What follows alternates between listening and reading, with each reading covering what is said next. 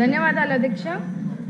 శాసనసభలో మొట్టమొదటిసారిగా మాట్లాడే అవకాశం కల్పించినటువంటి పూజ్యులు తండ్రి సమానులైన ముఖ్యమంత్రి వర్యులు శ్రీ నారా చంద్రబాబు నాయుడు గారికి, లోకేష్ అన్న గారికి, అలాగే మా సింగనమల నియోజకవర్గ ప్రజలందరికీ కూడా ధన్యవాదాలు, నమస్కారాలు అధ్యక్ష. కూటమి ప్రభుత్వం ఏర్పడినప్పటి నుంచి రాష్ట్ర ప్రజలందరూ సంతోషంగా ఉన్నారు అధ్యక్ష. ఎందుకంటే ఎన్నడూ లేని విధంగా 2.94 లక్షల కోట్ల బడ్జెట్ను అన్ని వర్గాల ప్రజలకు కేటాయించడం పట్ల ప్రజలందరూ హర్షం వ్యక్తం చేస్తున్నారు.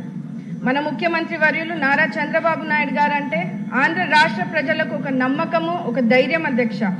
ఆయన ప్రతి ఇంటికి ఒక పెద్ద కొడుకుగా రాష్ట్ర ప్రజలను ఆదుకుంటున్నారు అధ్యక్ష.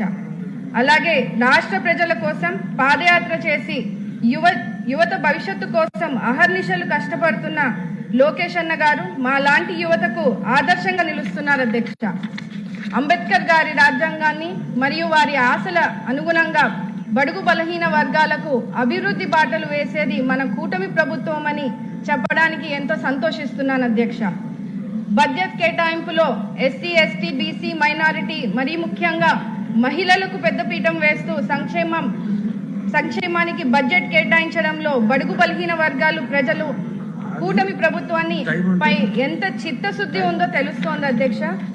విద్యారంగాన్ని బలోపేతం చేయడం ద్వారా భావితరాల బంగారు భవిష్యత్తుకు బాటలు వేయచ్చనే ఉద్దేశంతో పాఠశాల విద్యకు అలాగే ఉన్నత విద్యకు కూడా బడ్జెట్ కేటాయించడం పట్ల రాష్ట్ర విద్యార్థుల తరఫున ఆర్థిక మంత్రి వర్యులు పయాల్ కేశవ్ గారికి మరియు విద్యాశాఖ మంత్రి వర్యులు లోకేష్ గారికి ధన్యవాదాలు తెలియజేస్తున్నాను అధ్యక్ష. వైసీపీ హయాంలో 3,500 కోట్లు ఫీజు రియంబర్స్మెంట్లు బకాయిలు పెట్టి పేద విద్యార్థులను వేధింపులకు గురి చేశారు అధ్యక్ష. ఇప్పుడు ఆ బకాయిలు కూడా మన మంచి ప్రభుత్వం చెల్లించబోతోంది. దీని ద్వారా ఎంతో మంది పేద విద్యార్థులకు మంచి జరుగుతుంది అధ్యక్ష.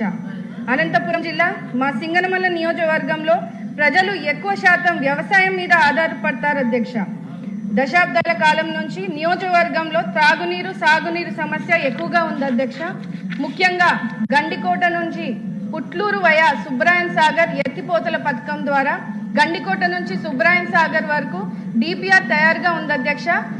అది ప్రస్తుతం ఆర్థిక శాఖ క్లియరెన్స్ లో ఉన్నది. ఈ పథకం వలన దాదాపు 35,000 ఎకరాలకు సాగు చేసుకునే అవకాశం ఉంటుంది అధ్యక్ష.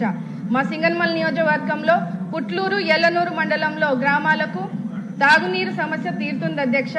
అలాగే అనేక వాటర్ స్కీమ్స్ ఉన్నప్పటికీ కూడా మా నియోజకవర్గంలో కనీసం తాగడానికి కూడా నీళ్లు లేని పరిస్థితిని ప్రజలు ఇబ్బంది పడుతున్నారు అధ్యక్ష. తగు మౌలిక సదుపాయాల కోసం అదనపు బడ్జెట్ ని కేటాయించవలసిందిగా కోరుతూ, అదేవిధంగా మా నియోజకవర్గంలో సింగనమల మండలం రాచేపల్లి పంచాయతీలో లిడ్ క్యాప్ కి సంబంధించినటువంటి లెదర్ ఫ్యాక్టరీ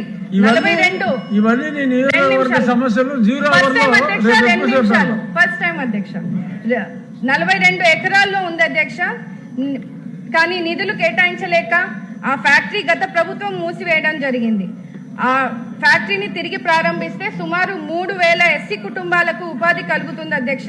కావున ఫ్యాక్టరీపై దృష్టి సారించి నిధులు కేటాయించవలసిందిగా కోరుతూ, అదేవిధంగా BC, ST schools and hostels కు సరైన మౌలిక సదుపాయాలు లేవు అధ్యక్ష.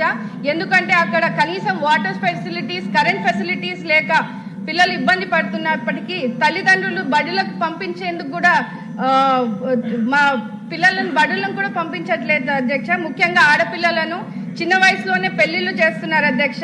అందుకనే స్కూల్స్ అండ్ హాస్టల్స్ కి మౌలిక సదుపాయాలు అందించాలని సంబంధిత మంత్రివర్యులను కోరుతున్నాను అధ్యక్ష.